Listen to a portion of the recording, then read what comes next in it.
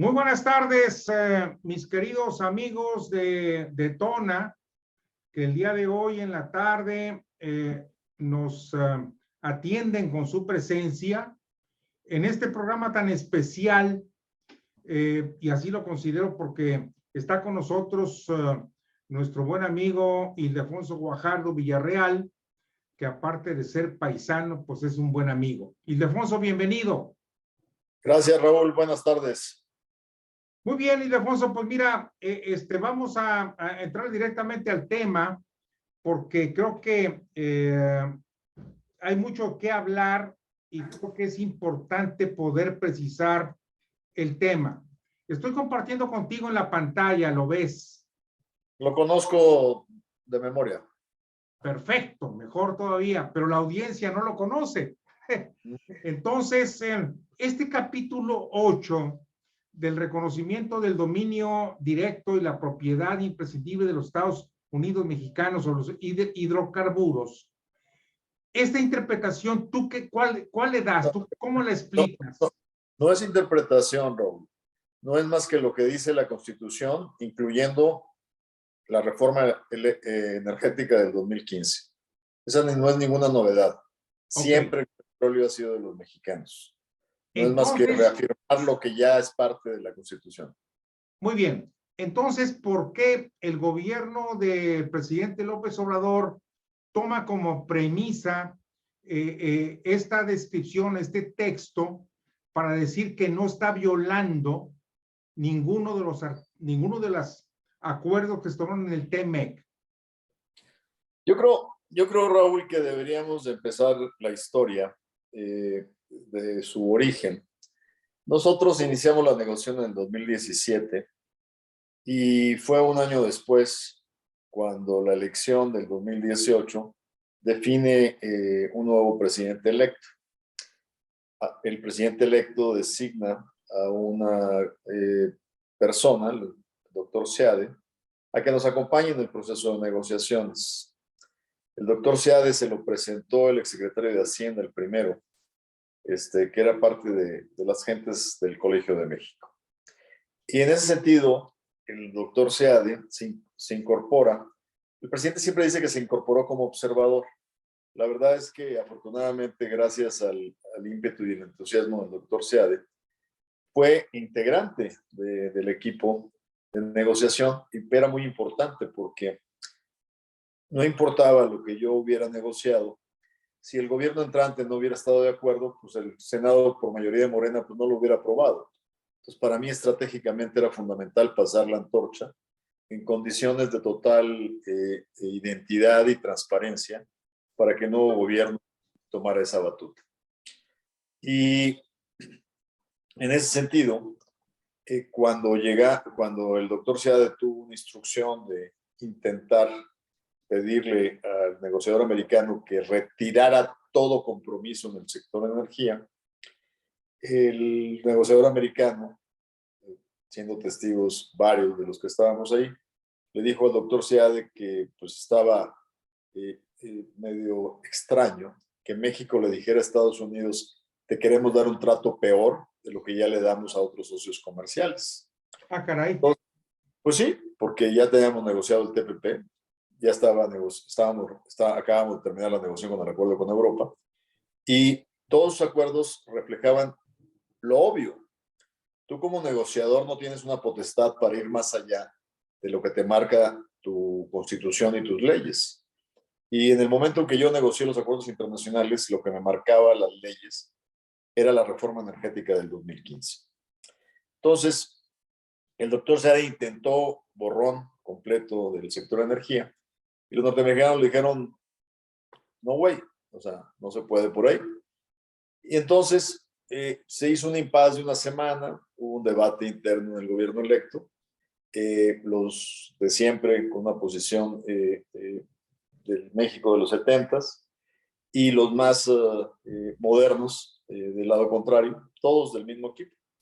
Y eventualmente pues, tomaron la decisión. El doctor Seade lo que hizo finalmente fue pedir que el capítulo 8 quedara simplemente con esos párrafos que mostraste, con dos ideas principales.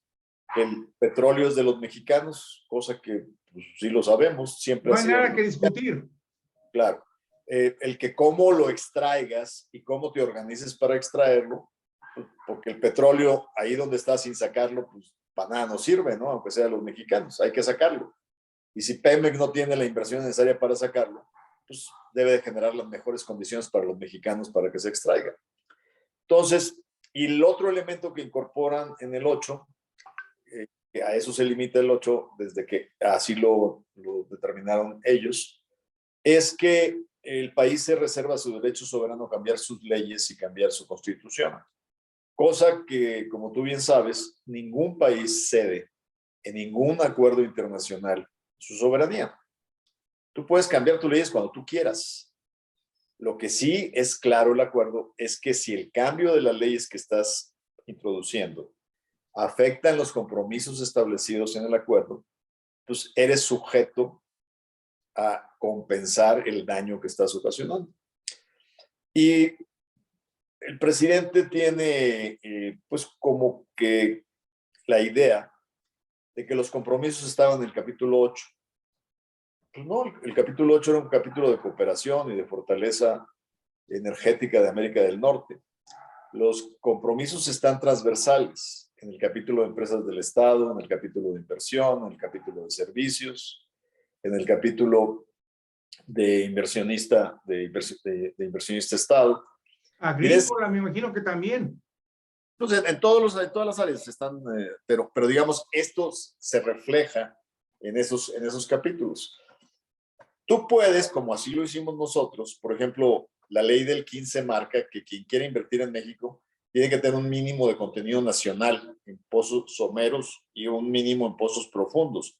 Bueno, lo que tú haces en un tratado es reservar para el país ese derecho y ningún inversionista, si lo reservaste, tiene derecho a rebatirlo.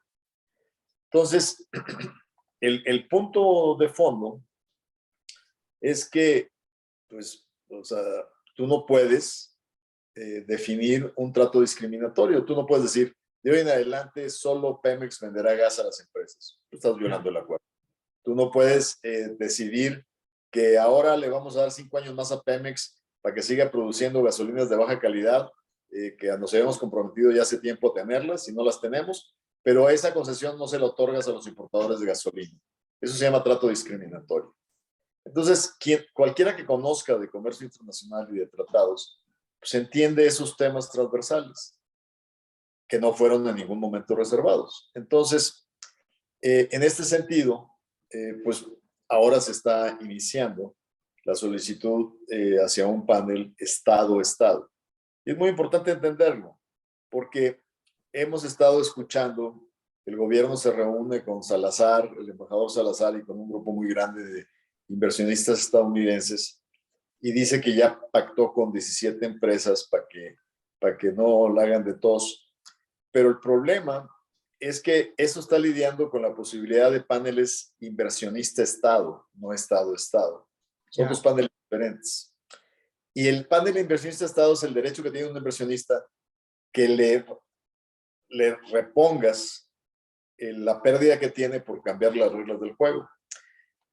Y estas reuniones que se han dado en Palacio es como para ofrecerles dulces, como decirle, está bien, aquí te estoy fregando con cambiarte la regla del juego, pero te voy a dar una chambita, ahora te voy a concesionar tal cosa para reponerte la lana. Eso desafortunadamente va contra el erario, pero también va contra la competitividad de la economía nacional, ¿no? Entonces, pero el problema, olvídate de las demandas inversionistas de Estado que pueden estar negociando una a una. El problema es que esta es una demanda Estado-Estado.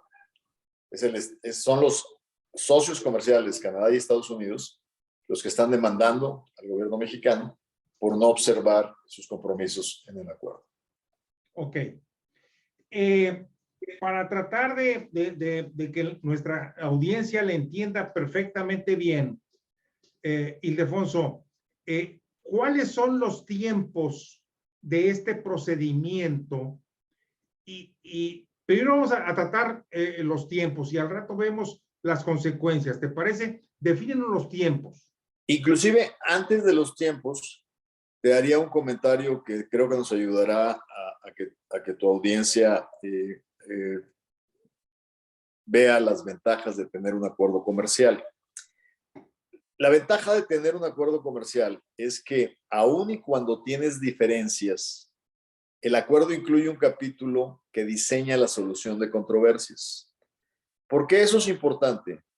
Porque cuando no tienes un acuerdo comercial, como en el caso de Estados Unidos-China, una guerra comercial se puede escalar al infinito, porque no hay mecanismos que te guíen en la solución de controversias. Entonces, es una bendición que, si bien estamos aquí con un conflicto muy serio, pero qué bueno que tenemos los mecanismos para conducirlo dentro del acuerdo. Entonces, ya estando en esto, contesto tu pregunta. Primero, inicia formalmente la solicitud hacia un panel de controversias Estado-Estado. En 30 días se tienen que sentar para empezar las pláticas. Esas pláticas tienen la intención de evitar llegar al panel arbitral, darle un tiempo para que se pongan de acuerdo. Paréntesis, Ildefonso. ¿En dónde? ¿Cuál es el lugar donde se van a celebrar estas reuniones? Eso es indistinto. Pueden ser en México, pueden ser Estados Unidos. Acuérdate que son dos denuncias independientes una de otra. Esas pláticas se pueden establecer en México, se pueden establecer en Canadá, se pueden establecer... O sea, no importa dónde. No, el lugar lo definen los interlocutores. Okay. La Secretaría de Economía contestó correctamente que está en la mejor disposición de establecer conversaciones y de poder tratar de llegar a una solución. Eso te ayuda a evitar llegar al panel. Pero si escuchas lo que declaró ayer la señora Nale, que insiste en que su política energética no viola el acuerdo, pues entonces la responsable es la Secretaría de Economía, pero ella tiene que escuchar a la cabeza de energía de su gobierno. Si esa va a ser la posición de la cabeza de energía, pues entonces pues dudo que haya que platicar algo en estas consultas, ¿no? Y entonces, si no hay una solución en las consultas, en 75 días tienen derecho a solicitar el establecimiento del panel, o sea, que ya se establezca el panel. Una vez establecido el panel, con la selección de árbitros de un pool ya existente de ciudadanos de los 3 países y de otros países del mundo, tienen hasta 180 días para llegar a una resolución. Llegada a esta resolución, si hay fundamento para las denuncias canadienses y americanas, entonces se le notifica al gobierno que está violando el acuerdo y tiene 45 días para tomar acciones que remedien esa acusación. Si no las toma, el país demandante tiene el derecho a imponer aranceles a las exportaciones de México, en este caso que es el demandado, hasta por el monto equivalente del daño ocasionado.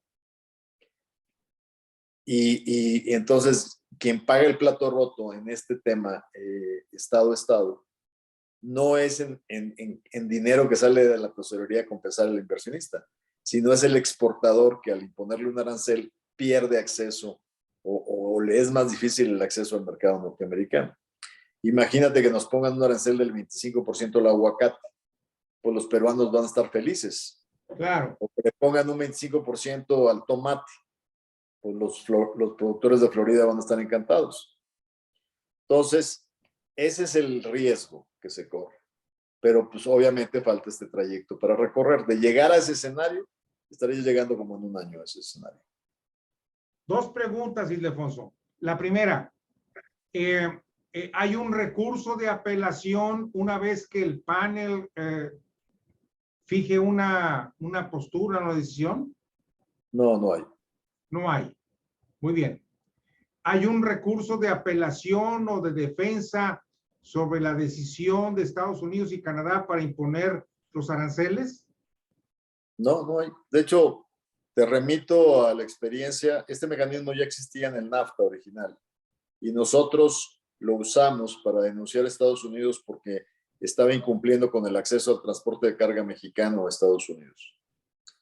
Y nos tardamos mucho, pero finalmente llegamos a que se estableciera el panel y ellos perdieron el panel. Y no fue hasta que les pusimos aranceles, un carrusel de aranceles en productos estratégicos, que finalmente se sentaron a negociar con nosotros el acceso al transporte de carga mexicano. Creo que hubo algo parecido con el atún o es un caso diferente. No, el atún es totalmente distinto.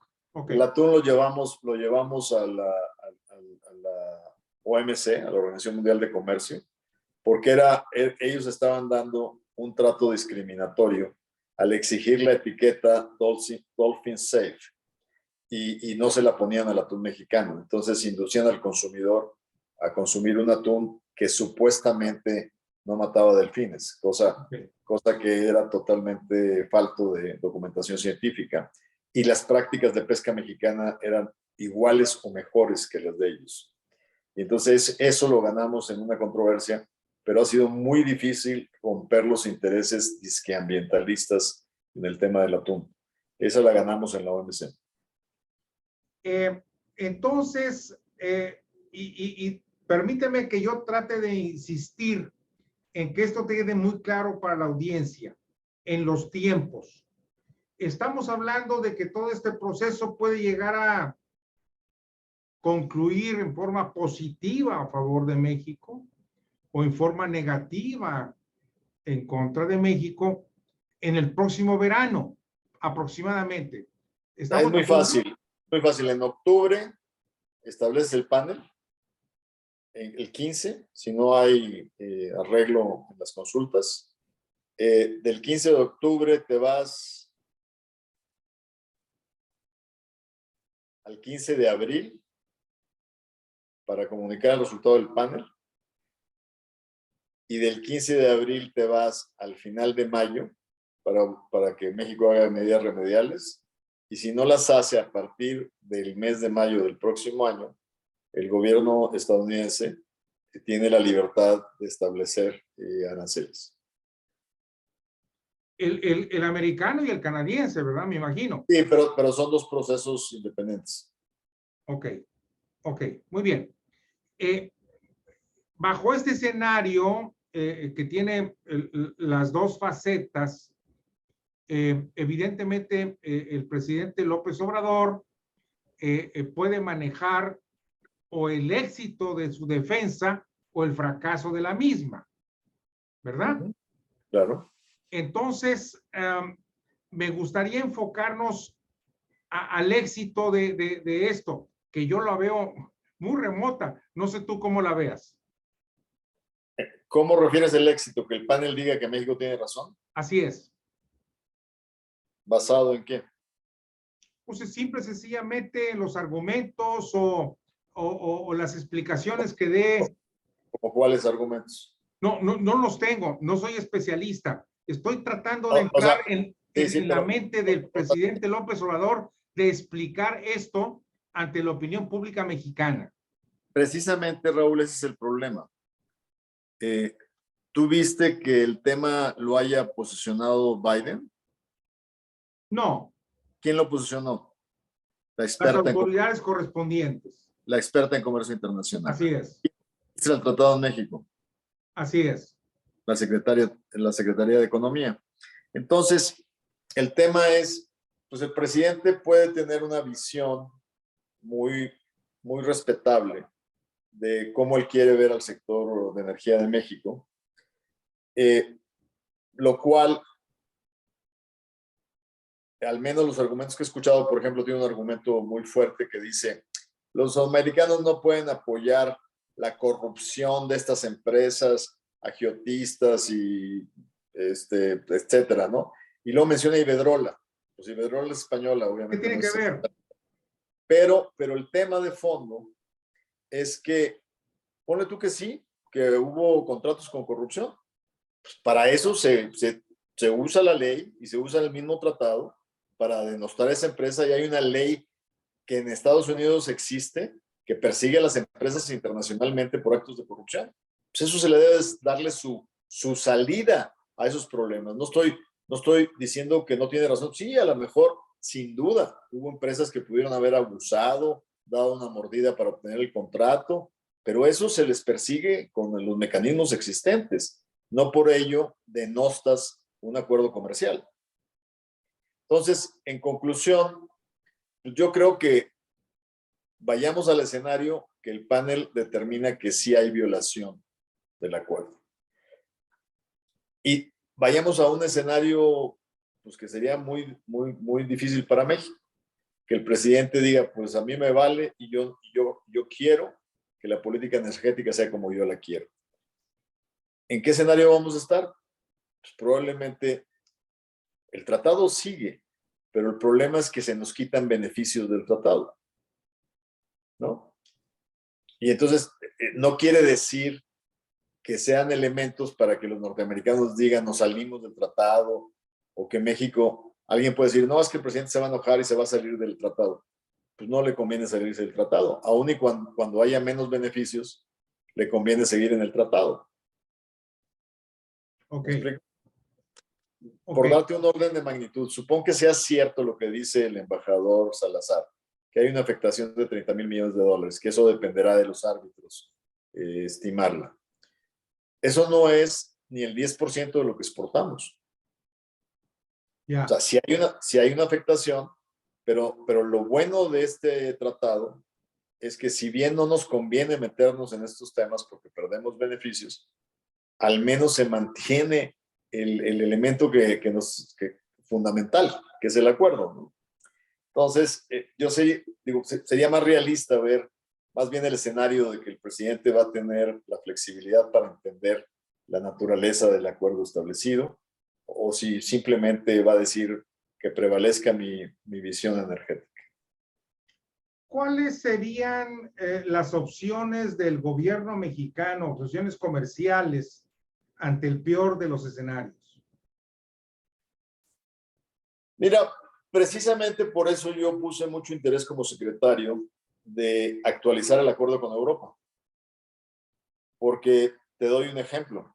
Abrí la posibilidad de exportar jugo de naranja a Europa. Abrí la posibilidad de exportar plátano a Europa, que estaba muy limitada. O sea, la única opción de equilibrio es diversificación de mercados. Pero te tengo una mala noticia. Con Europa también está reflejado el marco de energía y petróleo que se establece en el 2015. Así es. Entonces pues habría que ver si abrimos un acuerdo con Corea del Norte, con Cuba, con Y llevaría Venezuela. mucho tiempo. No, pero olvídate el tiempo. O sea, son economías que no tienen la capacidad de mercado que tienen el mercado europeo. Claro. Oye, hay una pregunta que es imposible evitar. ¿Te han hablado para pedir asesoría y que tú participes en en estos paneles o en estas negociaciones? No, Raúl, y lo veo improbable, porque ayer fue la segunda ocasión donde el presidente se refirió a mi persona que yo había entregado la soberanía nacional. Entonces, pues si eso es lo que cree el presidente que yo hice, pues dudo que me vaya a invitar a dar una opinión. Como dijo mi tío allá en el rancho, bendito sea Dios. Bueno, oye, Ildefonso, creo que tú vas a ser figura central en los próximos, por lo menos 12 meses sobre este tema. ¿Qué posibilidades hay de que haya una serie de acciones por parte del sector privado, inclusive del Senado en la República y de la Cámara de Diputados para tratar de encauzar este asunto para que los daños sean menores, si es que es posible? Mira, el esfuerzo del legislativo lo hemos estado tratando de organizar, pero no enfocados a esta controversia. Digo, obviamente considerando esta controversia. Nuestra preocupación es estar preparados para la revisión comprometida en el año 2026.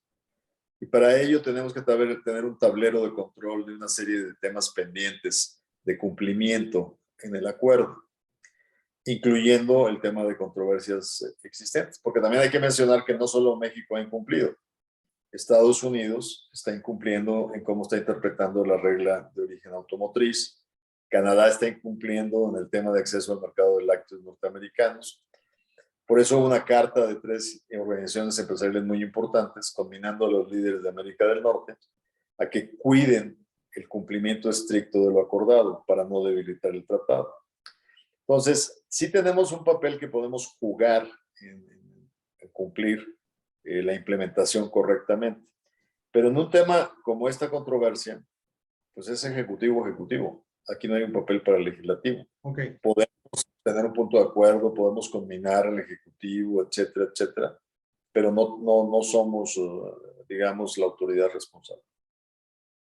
¿El Consejo Coordinador Empresarial podrá tener alguna injerencia, alguna actividad? El presidente estuvo en el famoso grupo que se creó desde nuestra época, que fue el grupo de acompañamiento empresarial del USMCA o del TEMEC.